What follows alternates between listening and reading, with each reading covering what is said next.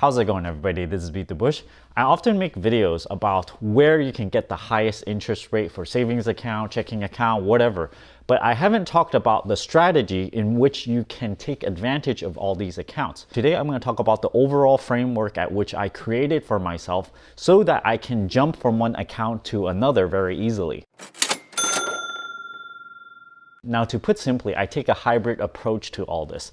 I generally use a Chase checking account for my main checking purposes and my ATM usage. I have a backup Bank of America ATM card, and for travel I have a Charles Schwab investor checking account, but I do not carry this card around with me unless I go traveling. Now, for this cash strategy, you have to realize that this is for your cash only. This is not for investing money. So when I talk about 2.5% interest rate, you might go, oh, it's very little. This is for cash that you're not going to invest. This is your emergency savings cash that you think you're going to be using somewhere between 3 months to 12 months or so. So this is money that you want instant access to, and you do not want to go around selling investment just so that you can tap into this.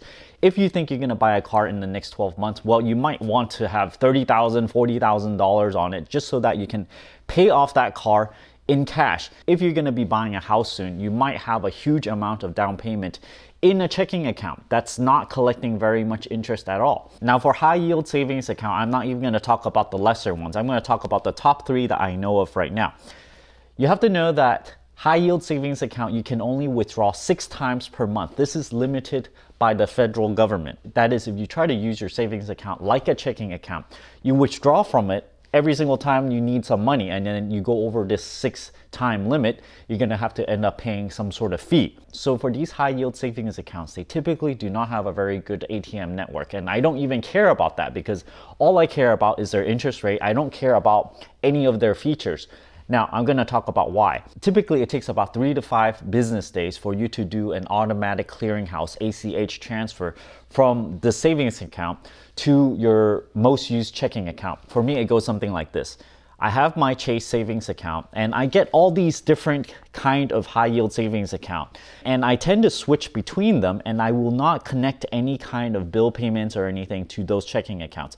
And then whenever I would need some kind of money to transfer from my savings account to my checking account, I can do that in a slow rate. 3 to 5 days is okay, because in my regular Chase savings account, I keep usually between 1 and 2 months worth of cash in there. That is, I can just ignore that account for a whole month, and it has enough cash in it to pay all my bills. All my bill payments, credit card payments, HOA fee, water bill, utility bill, any kind of bills that's not going through my credit card goes through that particular checking account where I'm not earning very much interest. And this particular Chase account, whatever account that you like for yourself, generally stays very still. I've had this account for more than 10 years, and I don't cancel this account out very often because there's so many things connected to it.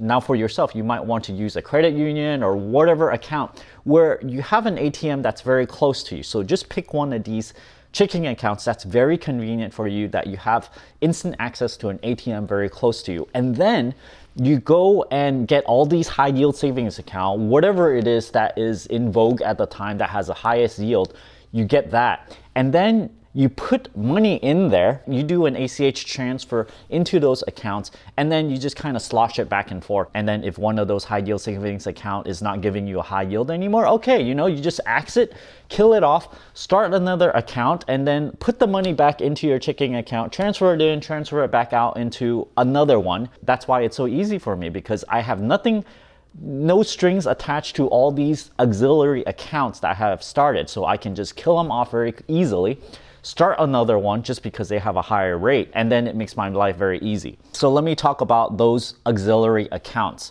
Right now, you can get 2.5% APY, which is something I have right now, up to $10,000 on Matador app. I do have a referral link down in the video description if you guys are interested. The next best thing right now is the 2.44 Betterment savings and checking account. You have to get the checking account. I personally signed up for this. The promotion for the 2.44% will go all the way up to 2019. So you might sign up for this. It's gonna get 2.44%, but after this, I think it's gonna drop down to something like 2.17%. So be aware that even if you get this account, it's gonna drop down to a little bit worse than the next account that I'm going to talk about, which is the 2.32% Wealthfront cash account. They lowered this from the 2.57%. Anyway, those are the best ones.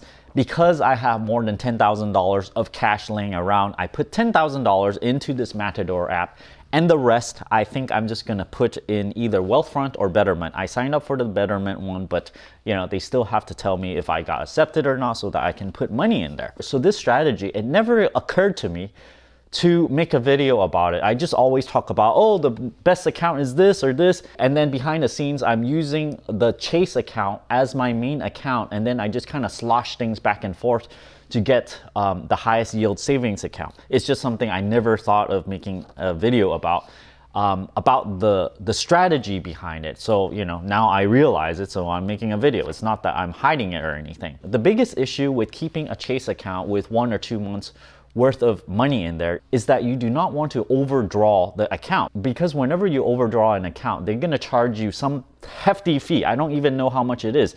I'm thinking something between, I don't know, $25, $35. So having about 1 to 2 months worth of cash in there allows me to go on vacation without worry, and I can come back, you know, if I go on vacation for a whole month or something, and then there might be withdrawals, maybe $1,000 something due to a credit card, maybe there are some bills here and there. Because I have 1 or 2 months worth of cash in there, I know that it's not gonna dip below zero. I do have another thing attached to this checking strategy, which is the thing I mentioned at the very beginning, the Charles Schwab Bank high yield investor checking account.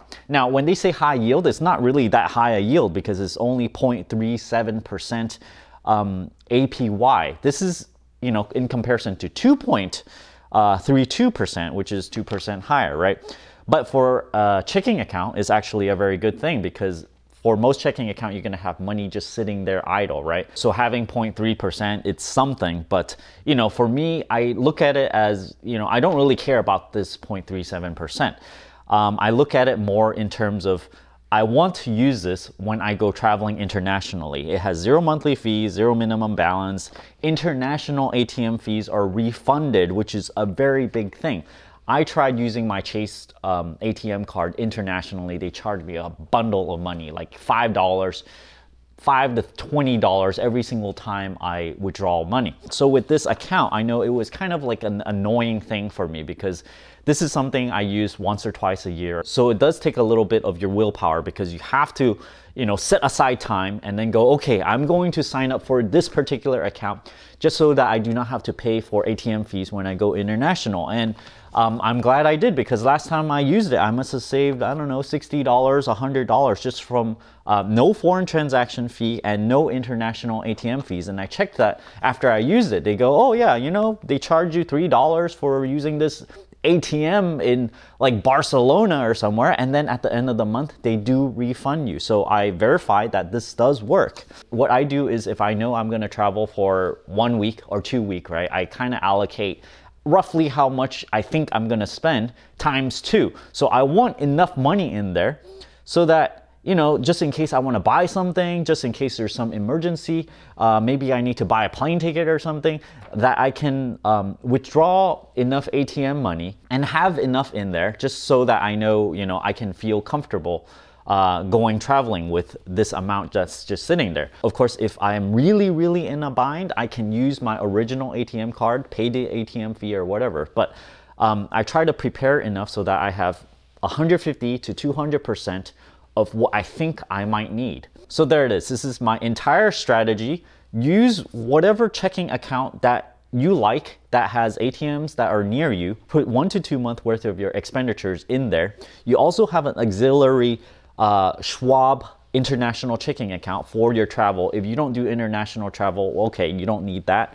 But I go around getting all these high yield investor checking account, high yield checking account, and then I get them as I see fit. I cancel them as I see fit. I already went through the Marcus account. I went through the CIT bank account. I still have the Wealthfront account, which I am kind of shrinking the amount in there and putting it more into Matador, putting $10,000 into Matador. And this strategy has helped me able to very easily cancel accounts and start up new ones. Thanks for watching this video. I know this I don't know, this might sound complicated, but this is like in my entire strategy that I've employed for the past 10 years. It's worked very well for me in terms of minimizing the amount of effort I need to do in order to jump from one account to another. Thanks for watching this video. If you guys are interested in that Matador account where you get 2.5% APY on your cash allocations, check out my referral link down in the video description below. Don't forget to give me a like, comment down below. Let me know if you're going to employ this particular strategy yourself. And as always, don't forget to push that subscribe button and ring that bell icon.